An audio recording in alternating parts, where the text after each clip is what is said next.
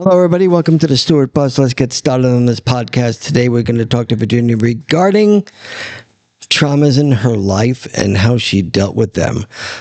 Dealing with a child with autism and the ups and downs of a child with autism.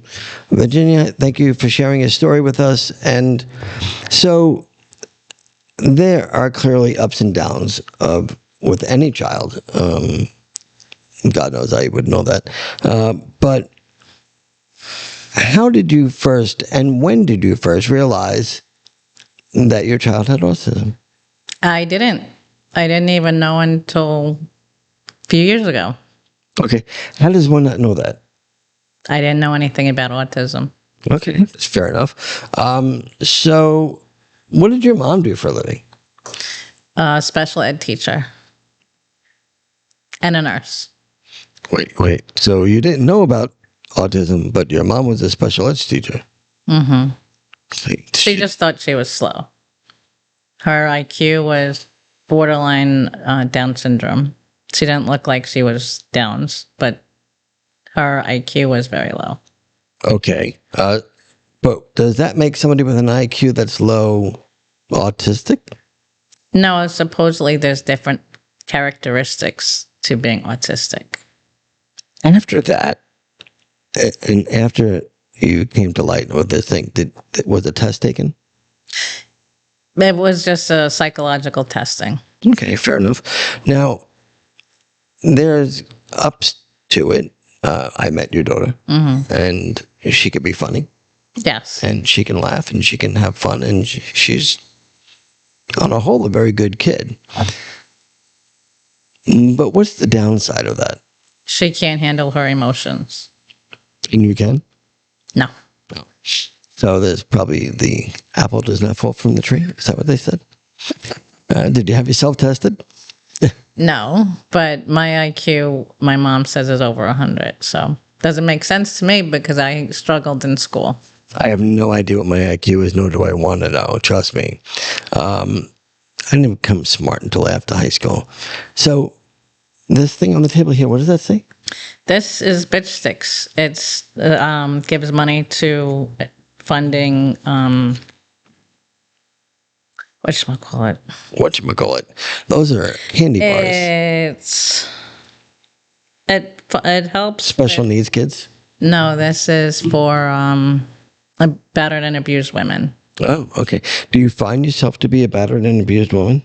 I was actually in a Brighter Tomorrow's house back over maybe 30 years ago now. So Brighter Tomorrows, is that a women's shelter? Or? Yes, it's women's and children for battered and abused. Okay. I'm sorry you had to go through that. Did that make you more aware of... So your daughter at that time was in this house with you? No, this was 30 years ago. She's not 30 yet. That's true. So she went to regular school, correct? Yes. All right. Was there a special class that she went to in regular school, or was it just a regular class? Well, she went to like a pre-K kind of it was I can't remember the name. No, you don't have to say a name. Just, was it a regular class or was it a special class? Well, it was a special school that she went to before kindergarten to help her get up to par for kindergarten. Okay. And she was doing pretty well. And they said that no reason why she couldn't be in a regular class. Good enough. Is she still in school now? No. How old is she? She's 20. Oh, she graduated? Yes. Did she really? She graduated. Doesn't mean that she can do anything, but she graduated. But see, that's the thing. I think she can do something. She can. So this is the difficult part about raising a child with autism.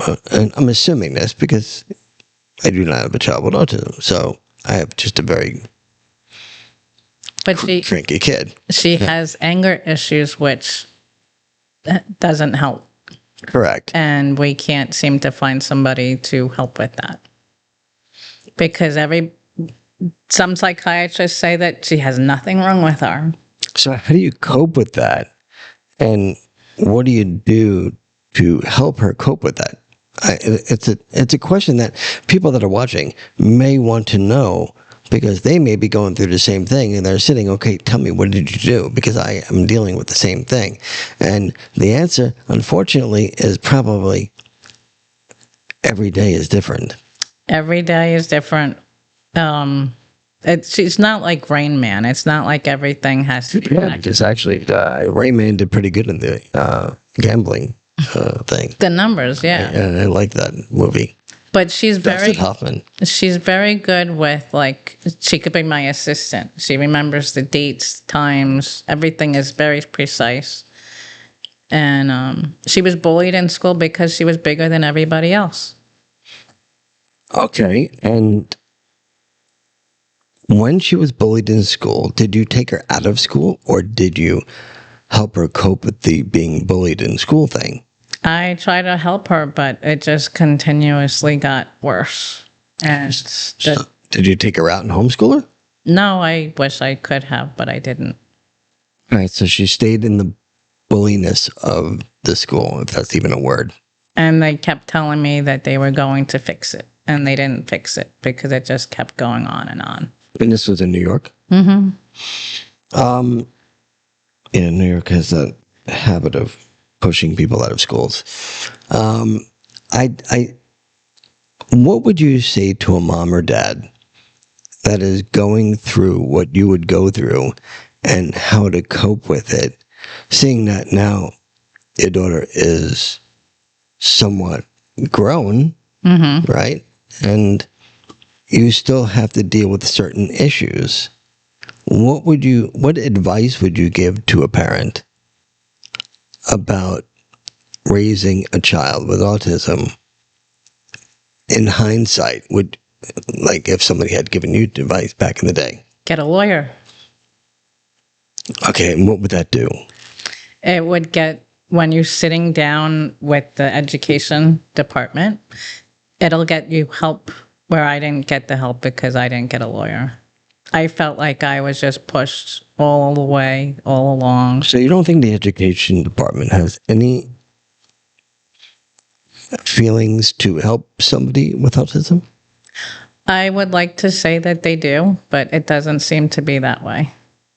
Okay. Martin County today has a problem with too many people not getting enough help. And if I had just gone a little south, it would have been more helpful. They have more hospitals, more education, more different things. But the Hope Center, the School for Autism, is really wonderful.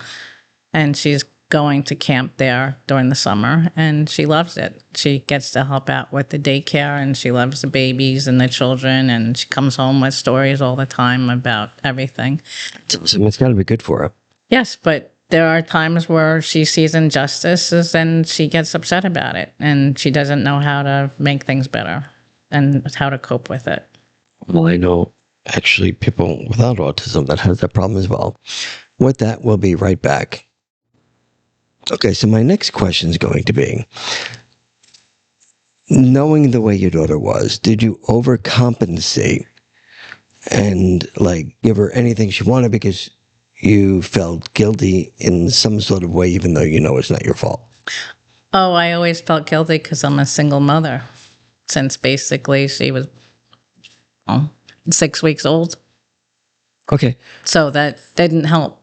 But so I felt guilty and overcompensated since the day she was born. Did you think that actually enabled her to be more of, how do you want to say this, spoiled brat? Yes. Okay, so how do you change that now that you said she's, what, 20? Yeah, how do you change it? I don't know. That's why I need help. Okay. And you've reached for help and they do not help you. Well, it's difficult because I don't have great insurance. State insurance doesn't really give you anything. State insurance doesn't give you anything. Well, social services, welfare, those kinds of insurance that doesn't really get you anywhere. All right. So the plan for your daughter in the future, because that's something you need to think about, Yes. is what? I want her to have an education. I want her to be able to go to college and do the things that she wants to do. Okay. And is that not feasible? I mean, do they not allow programs for that? She had a bad experience, like when she was in 5th grade or 6th grade. I was in 5th or 6th grade. And she has a hard time letting anybody help her psychologically. Just that was a while ago. She needs to learn how to let go. Yes. But again, when mommy's not around anymore, It's going to be an issue. of course, one of the, Yeah. listen, it's just to let everybody know that you don't live forever, and just giving you a heads up, okay? And since your daughter's 20 and you're way over the hill, well, you're not getting any younger, So how does one cope with that and know that your daughter is going to be okay because you're going to set her up to be okay? I'm still working on it. I'm still looking for help. I'm still trying. She just got basically kicked out of vocational rehabilitation because she won't do what they want her to do. That she won't go to therapy. She won't. So, Shouldn't they have the patience to be able to deal with somebody like that? if she refuses, they can't do anything about it. And you tried talking to her about not refusing. Mm-hmm. That just didn't get you anywhere. Doesn't get me anywhere. So if you don't get the help from when they're little, there's nothing that you can do after they turn 18 and 21. Forget about it. Any advice that you would like to give anyone that is in your situation, but at a younger age? This is a very isolating issue. So definitely need a village. You need a family. And I've always been supportive to my family, but it just hasn't extended to where I thought it was going. And So what you're saying is that you're always helping your family, but your family did not help you. right. Okay. So you find yourself to be alone in this situation and nobody seems to be helping you. Maybe somebody that's watching this video will have more insight on how this works. It feels like everybody enables everybody else. And, when my family dies, then what? I'm going to be living on the street. Why is that? Because I still don't have my foundation. The foundation isn't gone. You have to create that foundation. Yes, it's very difficult. It's like every so often, it feels like I have to redo my whole life. And what's wrong with starting right now? I feel paralyzed right now. What would make you unparalyzed? That I don't know. It just feels like everything is coming at me at once. And some days it's just, enough to get up and get my daughter to where she wants to go. And that's it. And that's how you cope with life right now. Yeah. So all of you people out there that think that you may have it tough, and for you who you may think that you may have it tough, there's always somebody out there that has it tougher. Not a competition. That's not what I mean. But really nobody is going to pick you up if you're not willing to pick yourself up. You have to pick yourself up and you have to be able to move forward. You have to come up with a plan and you have to start it. And that's just the way it is. Now, I'm not reprimanding you. I'm telling you the fact.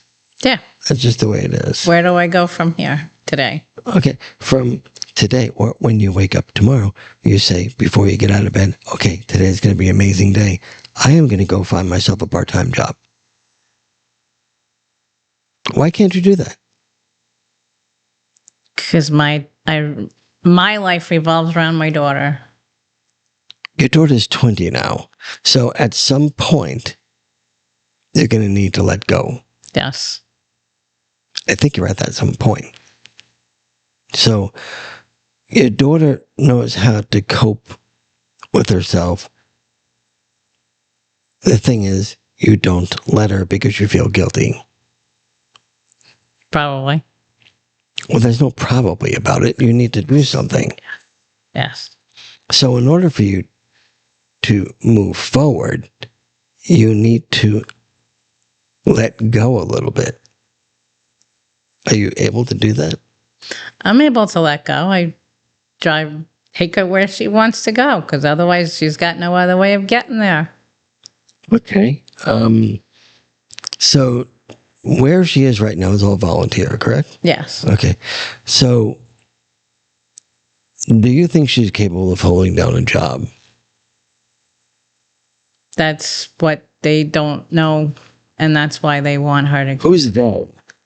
The vocational rehabilitation wants to make sure that she can be sent someplace and not have an issue. So, like, not have to worry about liability of some sort. Yes. Fair enough, though.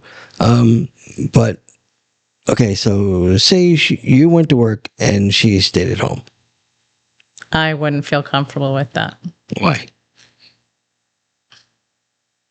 That is not an answer. I know. It's just, to me, it just isn't. I don't. She's 20. Yes. So, what is so uncomfortable with your daughter staying at home? For a couple of hours, it's fine, but not for a whole day. Again, asking you, because this is something that you're going to have to face. Why? Because I think she needs stimulation at some point during the day and other people around. It's, That's what you think, yeah. but you don't really know. She goes to places where there's always people around. Okay. So one day, this is just an opinion, okay? Not an expert. Maybe you should say, listen, I'm going to go out for a while. You stay at home. And you do it for 2 hours. Then you come back. Mm-hmm. Then the next week, you do it for 3 hours. Then you come back. That's, I guess, the only way you're going to condition your child to be able to understand what alone is. She's fine. It's me that has the problem. Because you have anxiety that she's there alone. Yeah. Okay, so you have to condition yourself as well. And doing that conditions yourself as well. Sure. Right now, she's with somebody, so you feel okay. But if she was home alone, you'd be wondering if she was getting into some sort of problem. Right. But you need to condition yourself. In order to do that, you need to take those baby steps. She's home. I know she's going to be okay. If she wasn't okay, she'd be calling me every 3 minutes, which I know that she does. True. That is true. So if she doesn't call you, then there your mind races one more time, and it's like, oh my God, she's not calling me. Is everything okay? Yes. So you have it both ways. Oh my God, she keeps on calling me. How annoying is this? And then the other way, oh my God, she's not calling me. What's wrong? Yes. So you got to catch 22. So which one are you going to have to deal with? You're going to have to deal with both of them. You're going to have to say, okay, you know what? I don't want her calling me, but she can text every half hour that she's fine. Right. What's wrong with that? Nothing. So when does that start? I'll try it tomorrow. Okay. And is she going to be okay with that? Mm-hmm. Yeah, she should be okay with it. Okay. Because she doesn't say, no, you can't leave. I can't be alone. Oh, she'd rather be home and not go grocery shopping, so. That's a cool thing. Okay, cool. How many times does she call you while you're grocery shopping? She doesn't. All right. So you're left alone. But how long does it take you? I could be out. Well, I've actually been to my mom's house to do laundry and I stayed there probably 3 hours the other night. And she was okay. No phone calls, no nothing. She wanted to she called me a couple times wanting to make sure that I was coming home. All right. So a little separation anxiety. Yeah. That's not abnormal. But little baby steps, this conditioned you. You're still young yet. So that's good, right? How old are you now? 52. Okay. So it's still relatively young. You have some time, I think. I think. But Coming from you. no, what I'm saying is that, is it now time to start doing this, or is it when you're 62 or 72? Oh, I think about those things. I do. Right. So don't just think about them. Act on it. You must act on these things now, because one day you're not going to be here and you're going to be like, oops. There are programs to send her to. What does that mean? To send her to be more self-sufficient and all that. Where are those programs? Why are she not going there now? She won't go to therapy. So there's no programs that she can go to. Because I can't get her to go to therapy. This is my point. So then you need to become the therapy. Do you understand? Yeah. Since the therapy is not coming to you, you need to be the therapy for her. So what you need to do is you need to do therapy on yourself. And what you do is those baby steps I was talking about, and step away. No ties. And do those things for a couple hours, and then do a couple more hours, and eventually do a couple more hours. And then maybe you can get a job working 4 hours a day somewhere. And that would be cool. Be in Publix, that's down the road. Right, exactly. But you need to also tell her, hey, don't call me. You have to text me. Mm-hmm. Because I'm not allowed to take some phone calls.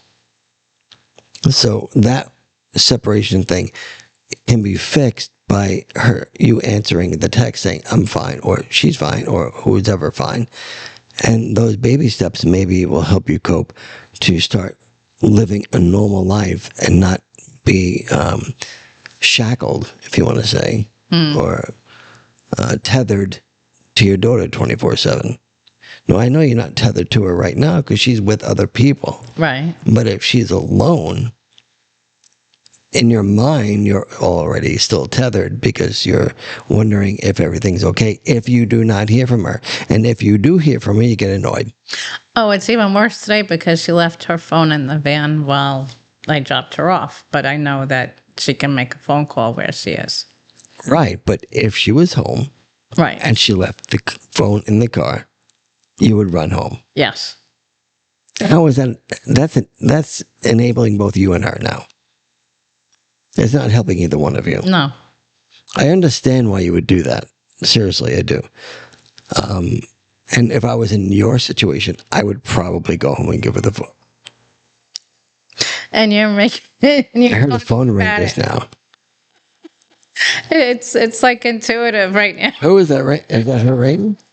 Do you have a special ring for her? I have a special ring for her now. So anyway, as we're talking, you guys probably can't hear it because the microphones are designed only to hear human voice. But is it her? No, it's not my phone ringing. It's her phone ringing. So I don't know. Oh, no kidding. Yeah. Does she have people call her? It could be a friend. I don't know. I'm not trying to be a joker or anything like that. Does she have friends? Yes, she has friends. And do they come over and hang out? No. Does she go over there and hang out? No. Oh. Then how are they friends? Every once in a while, she has a phone call with somebody. There's one. You want to ask who they are? There's one person that she's still in contact with. In the Jason McGee? Who? No, my daughter's actually. Why do I hear with that. vibrating in my head? What? My daughter is pretty good with checking out who's a What's going on now? Is that your phone now? Yes. It's my other daughter.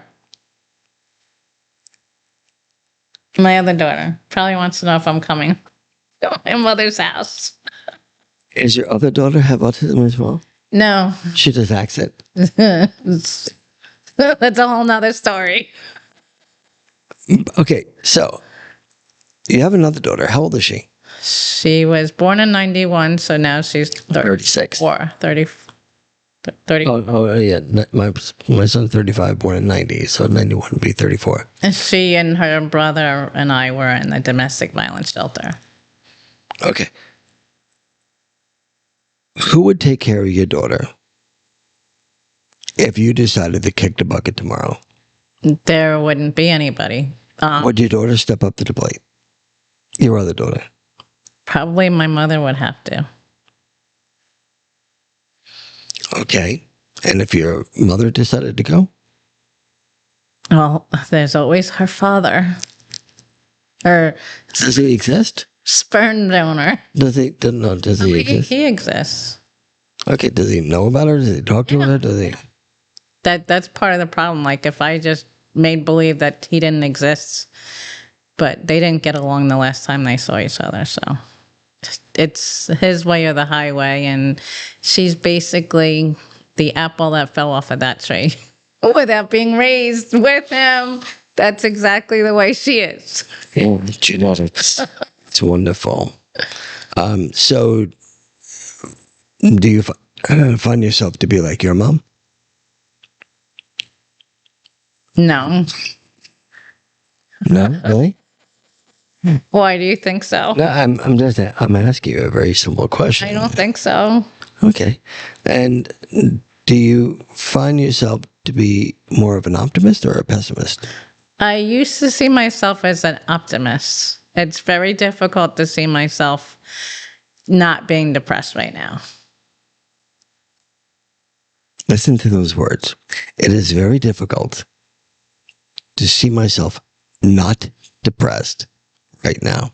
So it's very difficult to see myself not depressed. I come here for my comic relief. Yes, thank you. So when I come here more often, you should know that I need it more. And you do help me very much. There are other comic relief places that you can probably go as well. I would have to go back to New York for that. Well, I must say that you've been fairly normal over the last week or so. And for that reason, number one, I thank you, and that I didn't have to kill you. And so, but there was one turning point when I did a podcast and we were making fun of Virginia or Veronica, whoever you want to call her.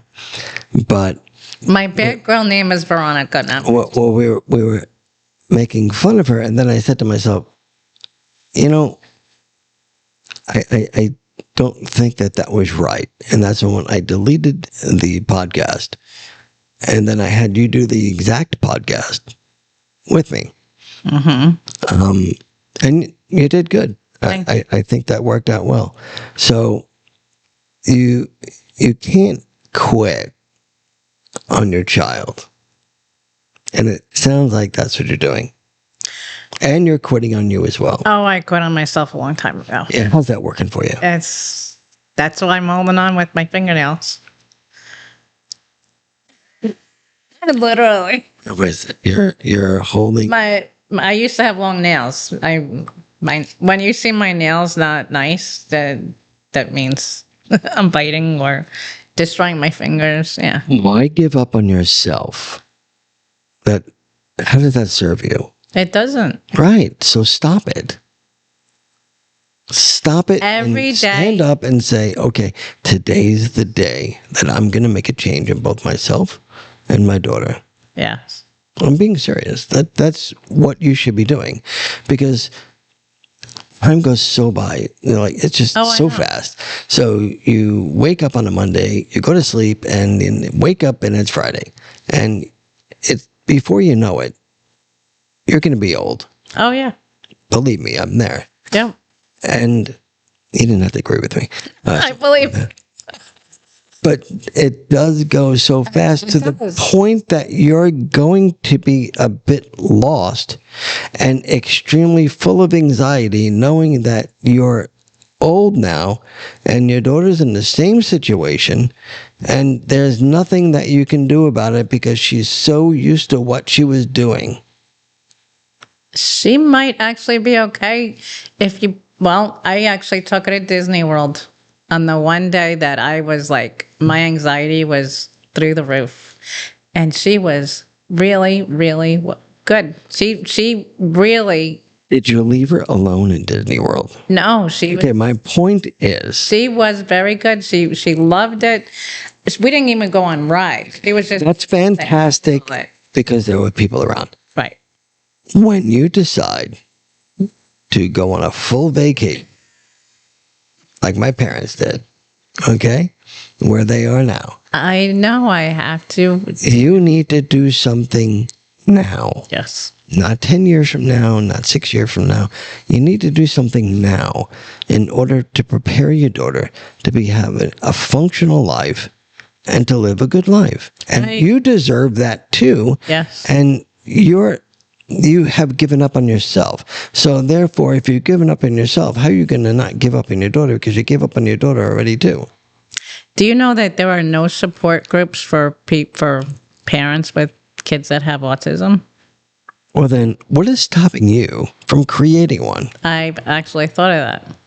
All right, what are you waiting for? It's a thought.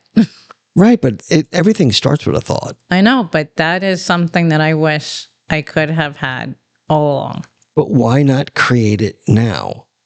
So anybody out there that has the same situation that Virginia has, you can call the store 772-678-6170. So we can have you get in touch with her and maybe she can start this support group. I mean, you guys can meet in like a Starbucks type of thing. You can meet anywhere. Yeah. It doesn't matter. And you can actually have a support group of how to deal with the stuff that you're dealing with, because it's not that easy to deal with. I've seen it, and I probably have fairly good patience when it comes to things like that. I will know how to deal with it, but I don't live it, so I can't really say for sure that I would.